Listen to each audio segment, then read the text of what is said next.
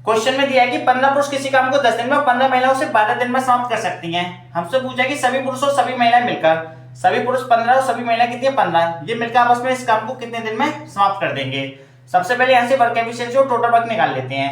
Efficiency में day का multiply करते हैं, टोटल वर्क आ जाता है। 15 से 15 काट लिया, 2 से कटेगा 5 बार, 2 से कटेगा 6 बार।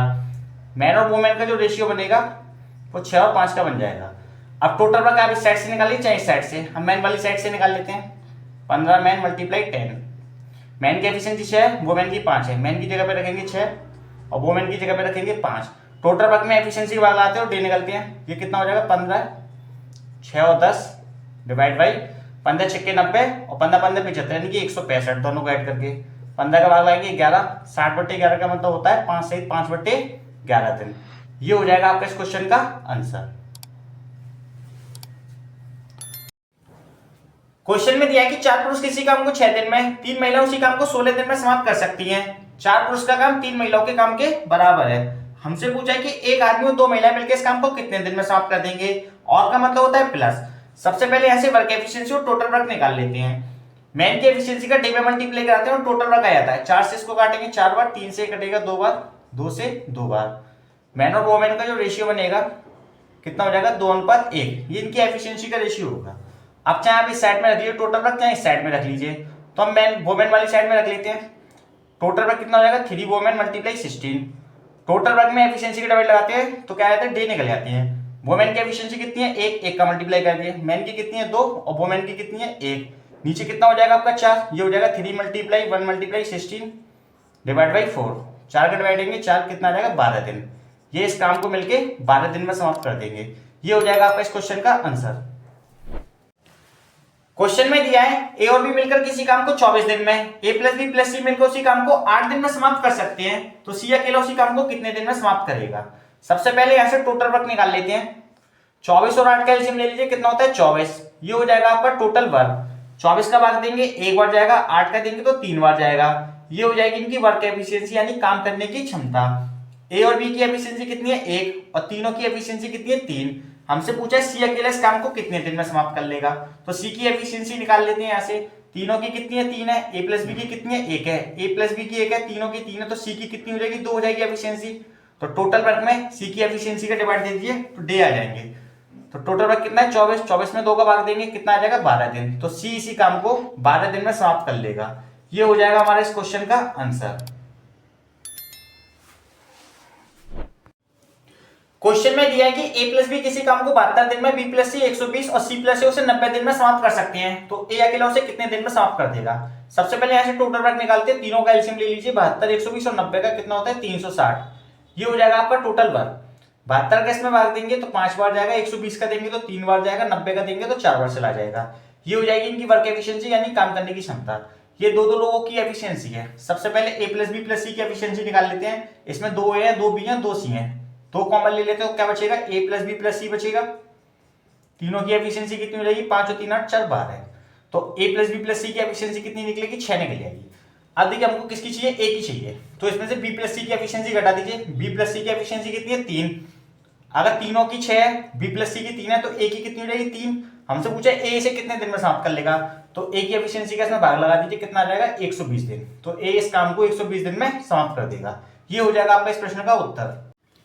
क्वेश्चन में दिया है कि ए प्लस बी किसी काम को 10 दिन में, बी प्लस सी 12 दिन में और सी प्लस ए उसे 15 दिन में समाप्त कर सकते हैं। तो सी अकेला इस काम को कितने दिन में समाप्त कर लेगा। सबसे पहले यहां से टोटल वर्क निकाल लेते हैं। 10 12 15 का एलसीएम ले लीजिए कितना होता है 60। ये हो जाएगा आपका टोटल वर्क। 10 का भाग देंगे 6 बार जाएगा, 12 का देंगे 5 बार जाएगा और 15 का देंगे तो 4 बार चला जाएगा। ये हो जाएगी इनकी वर्क एफिशिएंसी। ए प्लस बी की 6, बी प्लस सी की 5 और सी प्लस ए की एफिशिएंसी कितनी है 4 है। सबसे पहले यहाँ से ए प्लस बी प्लस सी की एफिशिएंसी निकाल लेते हैं। यहाँ पे देखिए 2 ए है, 2 बी है और 2 सी है। अगर 2 कॉमन ले लें तो क्या बचेगा ए प्लस बी प्लस सी बचेगा। और तीनों की एफिशिएंसी कितनी होगी 6 5 11 4 15। तो ए प्लस बी प्लस सी की एफिशिएंसी कितनी हो जाएगी हमारी 7.5 हो जाएगी। तीनों की 7.5 है तो हमें किसकी निकालनी है सी का निकालना है कि सी इस काम को कितने दिन में समाप्त कर लेगा। तो इसमें से ए प्लस बी की एफिशिएंसी को घटा देते हैं। ए प्लस बी की एफिशिएंसी कितनी है 6, तीनों की 7.5 है, सी की कितनी हो जाएगी 1.5। तो टोटल वर्क में एफिशिएंसी का भाग दे दीजिए सी की 15 चौक 60। तो सी इस काम को 40 दिन में समाप्त कर लेगा। ये हो जाएगा आपका इस प्रश्न का उत्तर। क्वेश्चन में दिया है कि ए किसी काम को 2 दिन में, बी उसे 3 दिन में पूरा कर सकता है। सी की सहायता से उन्होंने मिलकर इसको 1 दिन में पूरा कर लिया। यानी कि ए और बी ने सी की सहायता से इस काम को एक दिन में पूरा कर लिया है। कहने का मतलब है कि ए प्लस बी प्लस सी तीनों मिलकर इस काम को एक दिन में पूरा कर लेते हैं, ये कहा है क्वेश्चन में। तो सबसे पहले यहां से टोटल वर्क निकाल लेते हैं। 2 3 और 1 का एलसीएम लेंगे 6, ये हो जाएगा आपका टोटल वर्क। 2 का भाग देंगे 3 बार जाएगा, 3 का देंगे 2 बार जाएगा और 1 का देंगे तो 6 बार चला जाएगा। ये हो जाएगी इनकी एफिशिएंसी यानी वर्क एफिशिएंसी। दो की ए की एफिशिएंसी 3 है, बी की 2 है और तीनों की कितनी है 6 है। हमसे कहेंगे सी अकेले इस काम को कितने दिन में पूरा कर लेगा, तो सी की एफिशिएंसी निकाल लेते हैं। ए और बी की कितनी है 5 एफिशिएंसी है, ए और बी की टोटल में से घटा दो, तीनों की कितनी है 6, ए और बी की कितनी है 5, तो सी की एफिशिएंसी कितनी हो जाएगी 1। तो हमसे पूछा सी इस काम को कितने दिन में समाप्त कर लेगा, तो टोटल वर्क में एफिशिएंसी का भाग लगा दिए, 6 में 1 का भाग लगा दिए सी की एफिशिएंसी का, यानी कि सी इस काम को 6 दिन में समाप्त कर लेगा। ये हो जाएगा आपका इस प्रश्न का उत्तर। क्वेश्चन में दिया है एक रेडियो विक्रेता एक रेडियो को 2.5% की हानि पर बेचता है। 100 रुपए पर 2.5% की हानि हो रही है तो बेचा कितने में होगा, 97.5% में। आगे का है यदि उसने उसे 100 रुपए अधिक में बेचा होता तो उसे 7.5% का लाभ होता। 100 रुपए पर 7.5% का लाभ है तो सेलिंग प्राइस कितना होगा 107.5%। यहां से देखना कितना अधिक में बेचा है, 97.5 वाली चीज को 107.5 में बेचा है यानी 10% अधिक में बेचा है। क्वेश्चन में कितना अधिक में बेच रहा है 100 रुपए, 1% की वैल्यू कितनी हो जाएगी 10 रुपए। यहाँ से सीपी निकाल लेते हैं, सीपी होता है अपने आप 100%, 1% की वैल्यू 10 है तो 100 की कितनी हो जाएगी 1000 रुपए, तो सीपी कितना हो गया 1000 रुपए। आगे का है 12.5% लाभ कमाने के लिए रेडियो को किस कीमत पे बेचना चाहिए, तो 100 वाली चीज को कितने में बेचते हैं 112.5 में बेचते हैं तो 12.5% का लाभ हो जाएगा। तो सीपी अपने आप में होता है 100% यानी 100 यूनिट की वैल्यू है तो 112.5 का मल्टीप्लाई कर दिए सीधे सेलिंग प्राइस आ जाएगा। 2 जीरो से 2 जीरो काट दिए कितना हो जाएगा 1125 रुपए। ये हो जाएगा आपका इस क्वेश्चन का आंसर। 100 वाली यानी 1000 वाली चीज को 1125 में बेचते हैं तो 12.5% का लाभ। क्वेश्चन में दिया है कि एक व्यक्ति एक वस्तु को बेचकर 20% का लाभ कमाता है। 100 रुपए वाली चीज को अगर 120 में बेचते हैं तो 20% का लाभ हो जाएगा। आगे का यदि वस्तु को 8 रुपए अधिक में बेचता तो उसे 30% का लाभ होता। 100 रुपए वाली चीज को अगर 130 में बेचते हैं तो 30% का लाभ हो जाएगा। यहां से देखना परसेंट में कितना अधिक में बेचा उसने, पहले 120 में बेच रहा था अब 130 में, यानी कि यहां से 10% अधिक में बेच रहा है। क्वेश्चन में कितना अधिक में बेच रहा है 8 रुपए। यहां से 1% की वैल्यू निकालेंगे तो कितना हो जाएगा 8/10। यहां से सबसे पहले सीपी निकाल लेते हैं। सीपी अपने आप में क्या होता है 100%, तो 100 का मल्टीप्लाई करा दिए सीधे क्या हो जाएगा हमारा क्रय मूल्य आ जाएगा। तो एक वस्तु का क्रय मूल्य कितना हो जाएगा 80 रुपए। हमसे पूछा कि ऐसे ही 16 वस्तु का क्रय मूल्य ज्ञात कीजिए। एक वस्तु का मूल्य 80 रुपए है तो 16 वस्तु का मूल्य कितना हो जाएगा 16 का मल्टीप्लाई कर दिया 16 8 128 यानी कि 1280 रुपए। ये हो जाएगा आपका इस क्वेश्चन का आंसर।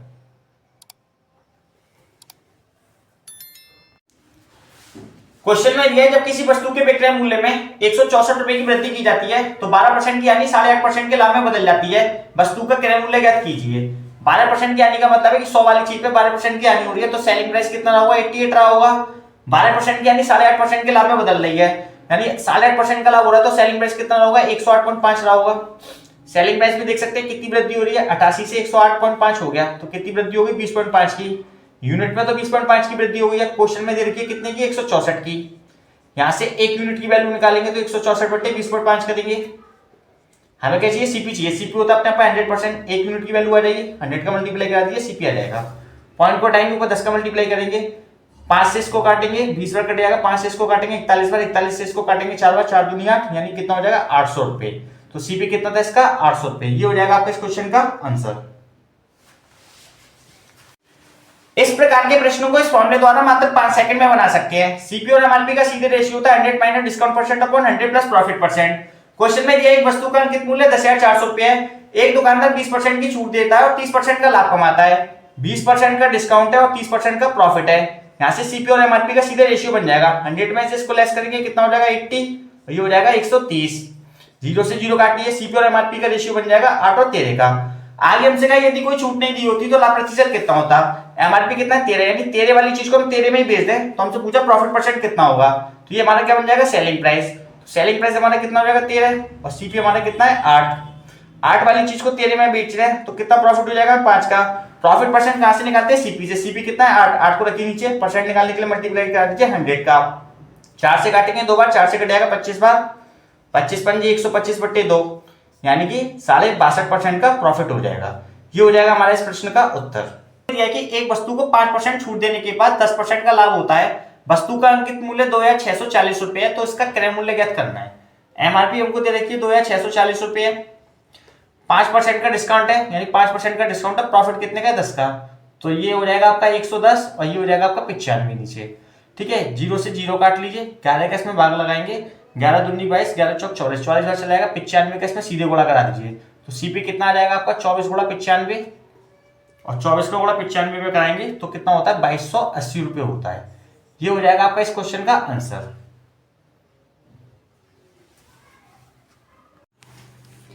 यदि किसी वस्तु पर लागत मूल्य से 40% अधिक अंकित है, यानी कि अगर सीपी आपका 100 है तो एमआरपी कितना ला होगा 140। आगे का है, यदि वस्तु के अंकित मूल्य पर x% की छूट दी जाती है, यानी डिस्काउंट कितना है x%, तो 12% का अंतिम लाभ होता है। प्रॉफिट कितना हो रहा है 12% का, तो ये वैल्यू कितनी हो जाएगी 112, नीचे हो जाएगा 100 माइनस x%। 0 से 0 काटिए, 14 अट्ठे 112, 8 का यहाँ मल्टीप्लाई कराएंगे कितना हो जाएगा 80 बराबर 100 माइनस x%। तो यहाँ से x की जो वैल्यू आ रही कितनी रहेगी 20%। आगे आपसे कहा है एक नई वस्तु का क्रय मूल्य 2400 रुपए है, यानी सीपी दे रखा है 2400 रुपए। कितने की वैल्यू होती है 100% की वैल्यू होती है अपने आप में। तो x% का लाभ होता है, तो सेलिंग प्राइस क्या है 20% का अगर प्रॉफिट है तो सेलिंग प्राइस कितना होगा 120%। 120 की आपसे वैल्यू पूछी है, 2 0 से 2 0 काट दिए, 24 का मल्टीप्लाई 12 में कराएंगे तो 2880 आ जाता है। ये हो जाएगा आपका इस प्रश्न का उत्तर। क्वेश्चन में दिया कि दो ट्रेनों की चाल का अनुपात 2:7 है। यदि पहली ट्रेन 5 घंटे में 250 किलोमीटर चलती है तो पहली रेलगाड़ी की स्पीड निकाल लेते हैं। स्पीड बराबर क्या होता है डिस्टेंस अपॉन टाइम। डिस्टेंस है 250 किलोमीटर, टाइम दे रखा है 5 घंटे, तो पहली रेलगाड़ी की स्पीड कितनी हो जाएगी 50 किलोमीटर पर आवर। ये पहली रेलगाड़ी की स्पीड हो गई। यूनिट में कितनी दे रखी है 2 यूनिट की वैल्यू कितनी है 50, तो यहां से 1 यूनिट की वैल्यू आ जाएगी, 2 का इसमें भाग लगाएंगे कितनी बार चलेगा 25, तो 1 यूनिट की वैल्यू 25 है, 7 यूनिट की निकालेंगे तो 25 सत्ते 175। तो दूसरी रेलगाड़ी की स्पीड कितनी हो जाएगी 175 किलोमीटर पर आवर। हमसे पूछा है दोनों ट्रेनों की चाल का योग कितना है, दोनों को ऐड कर लीजिए, 50 और 175 कितना होता है 225, यानी दोनों रेलगाड़ियों की चाल का योग कितना है 225 किलोमीटर पर आवर। ये हो जाएगा आपका इस क्वेश्चन का आंसर।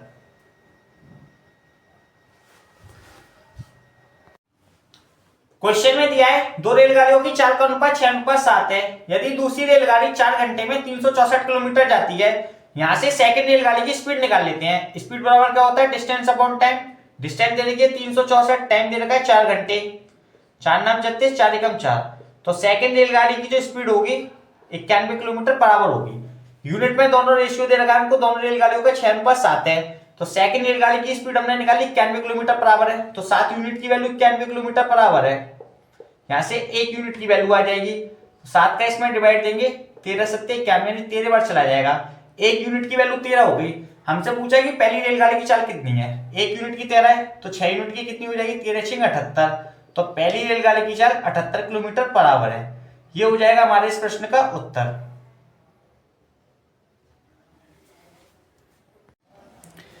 क्वेश्चन में हमको प्योर क्यू की इनकम और एक्सपेंसेस का रेशियो दे रखा है। इनकम में से एक्सपेंसेस को लेस करते हैं तो सेविंग निकलती है। आगे हमसे कहा है पी 10,000 रुपए बचाता है और क्यू 7,000 रुपए बचाता है। सबसे पहले यहां से सेविंग का डिफरेंस निकाल लेते हैं। 7 का मल्टीप्लाई यहां करा लिए, 3 का मल्टीप्लाई इधर करा लिए, 7 चौक 28 और 3 सत्ते 21। इन दोनों के बीच में कितना डिफरेंस आएगा सेविंग का 7 यूनिट का। यहां से रुपए में डिफरेंस निकाल लेते हैं। 3 का मल्टीप्लाई यहां कराइए और 7 का यहां कराइए, ये हो जाएगा 70,000, ये हो जाएगा 21,000। 70,000 में से 21,000 को लेस करेंगे तो सेविंग का डिफरेंस कितना निकलेगा 49,000। 7 यूनिट की वैल्यू 49,000 है। हमसे पूछा पी की इनकम कितनी है, पी की इनकम कितनी है 4 यूनिट। यहां से 1 यूनिट की वैल्यू हो जाएगी, 4 की निकालिए, 4 का मल्टीप्लाई करा दिए, 7 से कटेगा 7 बार, यानी 7 चौक 28,000, तो पी की इनकम कितनी है 28,000 रुपए। ये हो जाएगा आपका इस प्रश्न का उत्तर। क्वेश्चन में दिया है सुधा अपनी आय का 15% बचाती है। मान के चलते सुधा की इनकम अगर 100 रुपए है, 15% बचाती है, 15 रुपए बचा दिए, तो खर्चा कितना कर रही होगी 85 रुपए का। आगे हमसे कहा है उसके व्यय में 20% की वृद्धि होती है, या तो इसका 20% निकाल के इसमें ऐड कर दीजिए, या सीधे इसका 120% निकाल लीजिए। तो 20 से काटेंगे 6 बार, 20 से कटेगा 5 बार, 5 से काटेंगे 17 और 17 छिन कितना होता है 102 रुपए। पहले खर्चा करती थी 85 का, 20% वृद्धि के बाद खर्चा हो रहा है 102 रुपए का। आगे हमसे कहा है कि बचत में 60% की वृद्धि होती है, इसका 60% निकाल के इसमें ऐड कर दीजिए, या सीधे 160% निकाल लीजिए। 20 से इसको काटेंगे 8 बार, 20 से कटेगा 5 बार, 5 से 3 और 3 अट्ठे 24। तो पहले बचत करती थी 15 की, अब कर दी 24 रुपए की। एक्सपेंसेस में सेविंग को ऐड कर देते हैं तो इनकम आ जाती है। इन दोनों को ऐड करेंगे तो कितना हो जाएगा 126। तो हमसे पूछा इसकी इनकम में कितने प्रतिशत की वृद्धि हो जाएगी, यहाँ से देख सकते हैं पहले 100 रुपए कमाती थी, अब 126 कमा रही है, यानी कि 26% की वृद्धि हो जाएगी इसकी इनकम में। ये हो जाएगा आपका इस प्रश्न का उत्तर। क्वेश्चन में दिया कि एक व्यक्ति अपनी आय का 75% व्यय करता है। मान के चलते हैं व्यक्ति की इनकम अगर 100 रुपए है, 75% व्यय करता है यानी 75 रुपए व्यय करता है, तो सेविंग कितनी रही होगी? 25 रुपए रही होगी। 100 रुपए कमाता है, 75 रुपए खर्च करता है, तो बचाता है कितना? 25 रुपए। आगे का यदि उसकी आय में 20% की वृद्धि हो जाए, पहले 100 रुपए कमाता था, 20% वृद्धि के बाद उसकी इनकम 120 रुपए हो जाएगी, और व्यय में 10% की वृद्धि हो जाए, पहले 75 रुपए खर्च करता था, अब 10% अधिक खर्च करता है, इसका 10% निकाल के इसमें ऐड कर दीजिए। इसका 10% कितना होता है? 7.5। तो कितना खर्चा करता है वो? 82.5 रुपए खर्च करता है। इनकम में से एक्सपेंसेस को लेस करते हैं तो सेविंग आ जाती है, 120 में से इसको लेस करेंगे तो कितना आ जाएगा? 37.5।